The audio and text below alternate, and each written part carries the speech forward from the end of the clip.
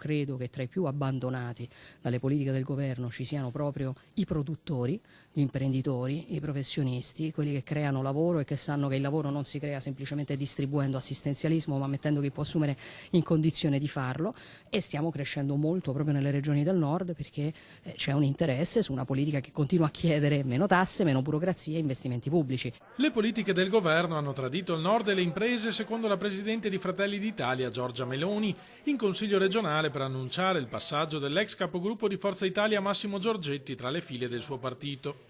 I temi tradizionali della Lega, sostiene Meloni, in questo momento sono portati avanti da noi.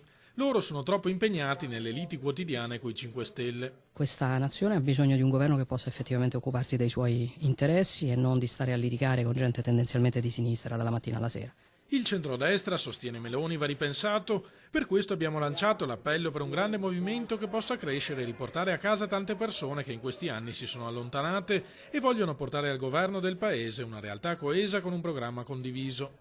È possibile un governo senza il Movimento 5 Stelle, è possibile soprattutto se Fratelli d'Italia, che è oggi il movimento che nel centrodestra ha il più ampio margine di crescita, riesce ad avere la crescita sufficiente, perché la Lega va molto bene ma da sola non è sufficiente per governare. Col passaggio di Giorgetti viene azzerato il gruppo di Forza Italia che all'indomani delle elezioni contava 3 consiglieri.